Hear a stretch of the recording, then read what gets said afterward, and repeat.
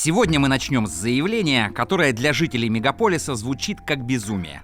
В 21 веке, когда у нас есть спутниковая связь, маркетплейсы и доставка на дом, ненец-оленевод сначала ищет корм для оленей и только потом смотрит, удобно ли будет в этом месте поставить собственный чум. Согласитесь, это переворачивает привычную логику. Обычные городские жители сначала выбирают квартиру с удобной транспортной развязкой, потом оценивают еще десятки переменных и лишь после этого смотрят, насколько удобно в новом жилище будет их питомцу. А у ненцев главный босс в семье – олень, потому что нет оленя – нет человека в тундре. Но прежде чем мы расскажем, как и почему люди тундры продолжают кочевать в 21 веке, не забудьте нажать на ракету, чтобы запустить это видео в топ. Подписывайтесь на наш канал, чтобы ничего не пропустить. А теперь помчали. Чтобы понять логику современных кочевников, давайте посмотрим на реальный график их жизни на реальном примере. Их год — это бесконечный марафон. По протяженности годовой маршрут одной семьи может достигать 1500 километров. Их расписание выглядит приблизительно так. Весной, когда солнце начинает топить снег, стадо уходит от надоедливых комаров и оводов к прохладному морю, на северный берег. Семья сворачивает чум и следует за оленями.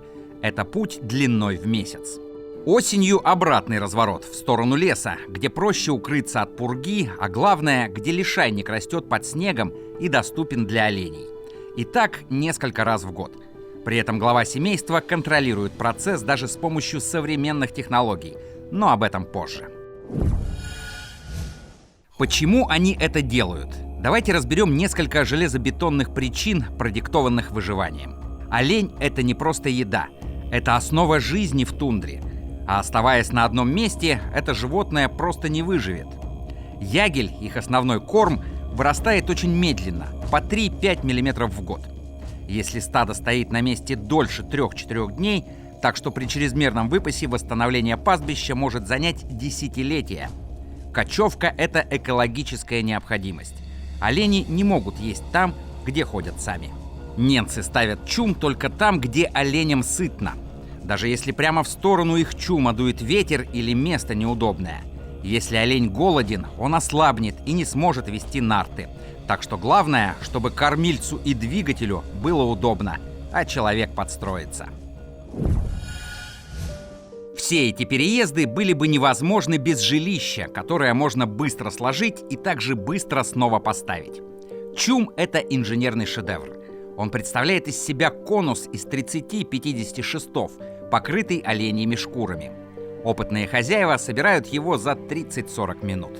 Только представьте, вы переезжаете, а ваш дом собирается как палатка чуть более чем за полчаса. В чуме нет громоздкой и тяжелой мебели. Главное — очаг в центре и шкуры для сна.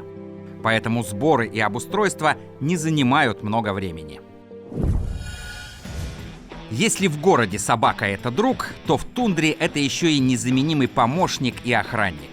Собака помогает собирать стадо и предупреждает о медведе, а в дороге следит за тем, чтобы олени не отставали, помогает охотникам и везет поклажу.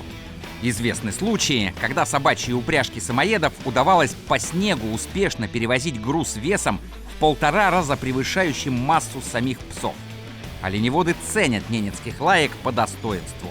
Некоторые хозяйки специально варят для них горячую еду, чтобы они были в форме. И последнее. Кочевье 2026 года — это не каменный век. Технологии вошли в тундру. Например, снегоходы Ямаха заменили часть ездовых оленей. На них пастухи объезжают стадо куда быстрее, собирая разрозненных животных за час вместо 3. Следить за стадами помогают и дроны. Да, у многих бригадиров есть квадрокоптеры. Поднять дрон над тундрой — это увидеть все стадо в радиусе 5 километров, найти отбившихся телят без затраты сил. Спутниковая связь и 4G тоже доступны оленеводам. В стойбищах, где ловит сеть, дети смотрят рутюб, а взрослые общаются с большой землей. Интернет в тундре уже не миф. Ненцы переезжают не потому, что им нравится собирать и разбирать вещи. Они переезжают потому, что это единственный способ сохранить оленя, а значит и свою культуру в гармонии с хрупкой природой севера.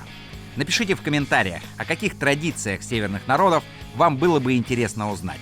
Если вам понравилось это видео, не поскупитесь на лайк.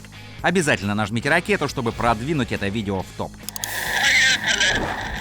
Подписывайтесь на наш канал, чтобы ничего не пропустить. А с вами был канал Ямал Медиа. До встречи!